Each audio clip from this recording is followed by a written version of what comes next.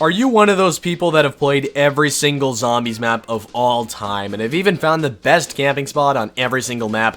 Well, I know I'm one of those people, so what I decided to do was dig a little bit deeper and try to find 5 different camping spots besides your main common ones that people just don't even know about or don't even give a chance. Obviously, you guys know where these locations are in the map, maybe you just haven't given them a try to survive in. These camping spots are simply outshined by other camping spots that are better, but I'm here to say that these ones deserve a little bit more credit. There's not going to be any specific order whatsoever. This isn't a top 5. There's just going to be 5 maps. I don't want anyone to go into the comments and say that, dude, I've already been to here, bro. What are you talking about? You didn't discover this. Maybe you just don't want to camp in the same spot every single time you play that certain map. Maybe you just want to give these spots a try. Totally up to you guys, of course. Anyways, guys, let's get started. So the first camping spot I wanted to go over was the one on Shadows of Evil up in the Ruby Rabbit here on the balcony. Now, this one is really obscure. Not a lot of people really know about this one, and it is,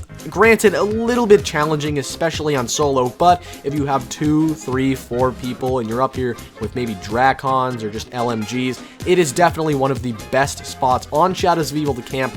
Really, on Shadows of Evil, there's not many places to camp at all. This is probably one of the only ones. It is a little bit challenging, I will say, but if you can manage up here, if you're a skilled zombies player, you shouldn't have too much of a problem. You do have an escape route directly behind you. Now, I'm pretty sure if you have Jug and you fall that giant leap downwards, you will be fine. I don't know if you will die or not if you have if you don't have Juggernog. I'd camp here until about round 30, 35, maybe 40, depending on how powerful of a weapon you have. Then afterwards, you're going to reach a certain point where you're probably just going to want to start training because there's going to be Margwas and it's just going to be chaotic. And granted, this is a little bit of a challenging one, like I said, but it shouldn't be that much of a problem, and I definitely recommend giving it a try. It's definitely a cool one. Another cool camping spot I found was on Kino Der Toten. So when you go into the alley and up the stairs, you will find yourself in this location. Now, I highly recommend that you have 4 people for this one. If you have 1 or 2 people, it's impossible. And if you have 3 people, you're really stretching it. 4 people is the ideal number of people you're going to want. So, as you can see, me and my buddy are on the staircase. We're going to cover that, and there's one guy at this barrier, one guy at that barrier, and they're covering that hopefully well. And there's also an electric trap if things get a little bit hectic. And what's also cool is that double tap's right around the corner. You got the AK-74U. I mean, those are just bonuses, I guess. So there's a long staircase right here that you can always pick zombies off in. Like I said, things get a little bit chaotic. Back up, use the electric trap, you're fine.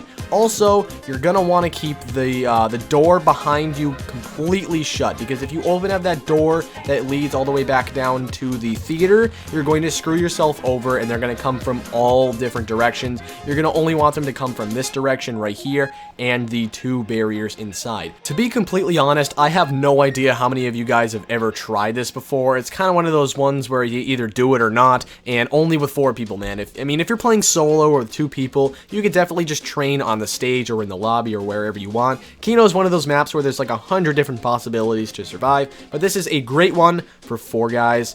And so let's move on to another one. So, you know that useless door that you open up on Verrucht for 750 points in the spawn room? Well, it turns out it's not as useless as people think it is, because it is a decent camping spot. And when I say decent, I want to put emphasis on that, because you do not want to stay here for the high rounds. I repeat, you do not want to stay here for high rounds. Once you pass round 20, do not stay here because you will get overrun very easily. But for those early rounds, if you're looking for a nice, peaceful, quiet place to camp with you and your friends, this is the perfect place. I don't necessarily recommend this solo because you will probably get overrun pretty easily. You won't have any backup. I wouldn't recommend 4 people either because that's just going to get way too crowded. 3 or 2 people is definitely ideal. So they only come from one direction, straight ahead. They don't come out of this barrier here on the right. They just come through that one door.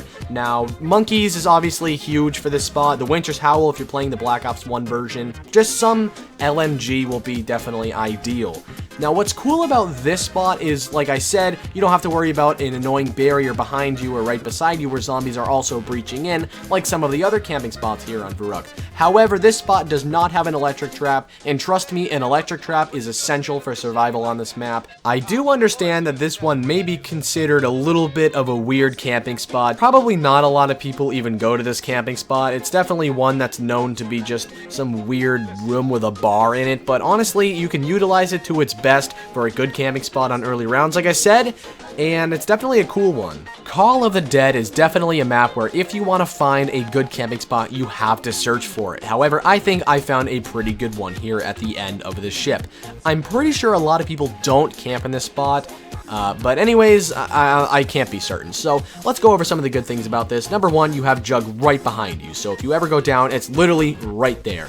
Also, the zombies, like in most good camping spots, are coming from one single direction, right in front of you, and there is a barrier, however, they'll be coming from the same exact direction. If you ever catch yourself needing a reloading break or whatever the case may be, there is a long corridor to your left in the back where you can kind of walk up there, have a little bit of time, and you can mow the zombies as you make your way back down to your original spot. And there is also a door over there if you absolutely need to escape for whatever reason.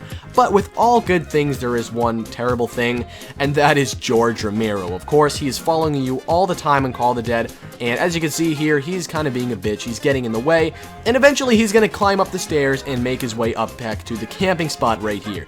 So obviously, that's a huge pain in the ass, and so that's what kind of puts this camping spot to rest. There's no possible way you can stay here for the entire game. If you want to kind of counteract that, you can get the VR11, upgrade it, and get rid of him every single round, but not a lot of people like to do that. So that's why this camping spot is decent, but it's not amazing. But I think you guys should definitely give it a chance, especially if you decide to upgrade the VR11 or just get the scavenger and kill him or whatever the case may be. So, although you probably don't want to stay here, you want to go train in the lighthouse or wherever it may be on this map, I definitely recommend giving this one a try.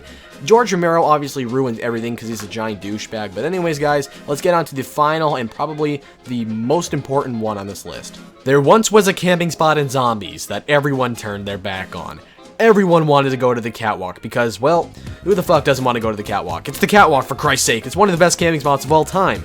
But this one, directly below Quick Revive, is arguably the most underrated camping spot in all of Zombies. Now, I'm going to answer a few of your questions that you may have for me right now is, well, are they going to fall from the hole and attack you from behind? No, they can't do that. Can they attack you from that, are they going to crawl through that hole to your left and attack you? No, they can't do that either. All they can do is run straight from the end of the tunnel and that barrier right there and come at you from one single direction.